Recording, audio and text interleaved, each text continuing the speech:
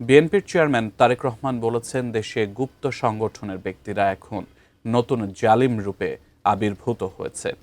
নারীদের ঘরে বন্দি রেখে কোনোভাবেই দেশকে নিয়ে যাওয়া সম্ভব নয় বলেও মন্তব্য করেন তিনি। বরিশাল থেকে আরও জানাচ্ছেন সহকর্মী আমিনুল ইসলাম।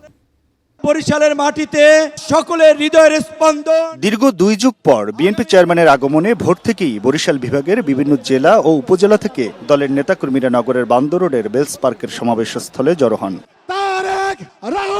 দুপুরে ঐতিহাসিক এই মাঠে নির্বাচনী জনসভায় প্রধান অতিথি হিসেবে আসেন বিএনপির চেয়ারম্যান তারেক রহমান।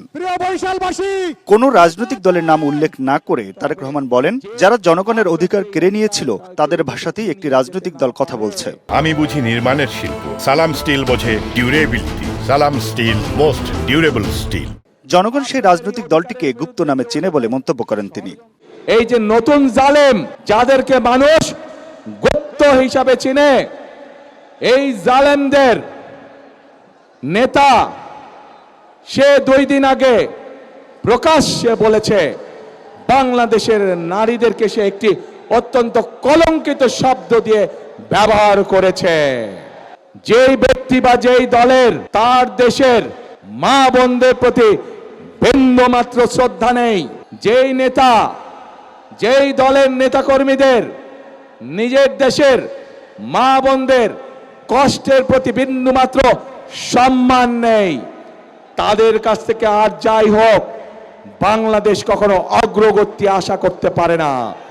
যারা ইসলামের রাজনীতি করে তারা নারীদের নিয়ে কিভাবে কলঙ্কিত শব্দ ব্যবহার করে সেই প্রশ্ন রাখেন তারেক রহমান।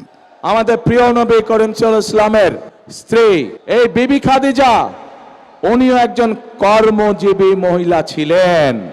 এরা বলে ইসলামের রাজনীতি করে, অথচ নবীর স্ত্রী নিজে যেখানে একজন কর্মজীবী মহিলা ছিলেন, সেখানে কেমন করে একটি রাজনৈতিক দলের নেতা এবং কেমন করে সেই রাজনৈতিক দলটি তাবৎ বাংলাদেশের নারী সমাজকে এমন একটি কলঙ্কিত শব্দ জর্জরিত করলো।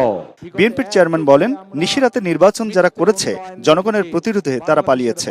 এখনকার বাংলাদেশ জনগণের বাংলাদেশ, এখন দেশ চলবে জনগণের রায়ের উপর।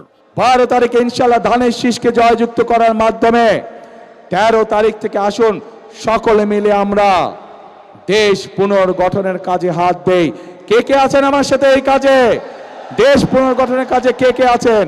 সমাবেশে বরিশাল বিভাগের 21টি আসনের বিএনপি ও এর জোটের প্রার্থীদের সাথে নিয়ে ভোট চান বিএনপির চেয়ারম্যান। বিজয় করে নিয়ে আসবেন সে আমাদেরই একজন।